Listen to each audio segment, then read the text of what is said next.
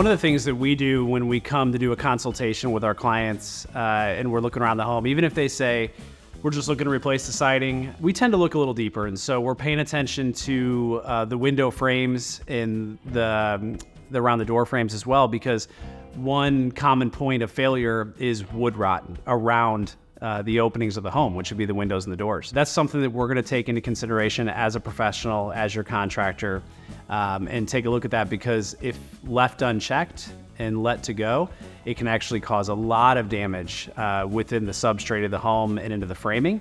And so the last thing I want is to just come in, replace your siding, overlook some rot around the window and door frames, only to have 5 years later where it all rots out from the inside. Then you're taking off the siding, reframing that whole area, new siding, new interior drywall most likely because of the wood rot and the mold.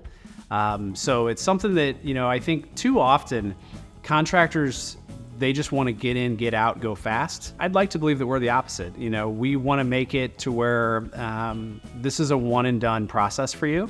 And so when we come in, it's our job to inspect kind of what's going on behind the curtain when that old siding comes off, and make sure that if we do see things, we identify it, we let you know, and we get it taken care of. So that when we're done, and can have peace of mind that this is it forever. There is some question with wood rot in terms of what can be patched versus what needs to be replaced.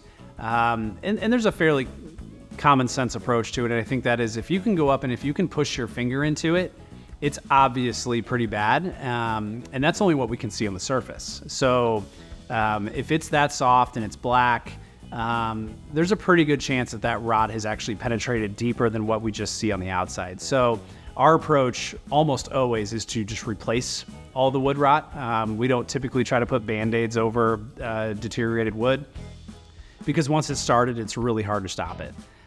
So, to your point, if we don't treat it or we just try to put a Band-Aid fix on it, there's a very high likelihood within a few years it's going to continue deteriorating. And you'll end up with some pretty severe damage on the inside of the house, not to mention mold, mildew, and potential internal damage. So we definitely want to take care of it fully while we're there on site, so that you don't have to worry about it down the road.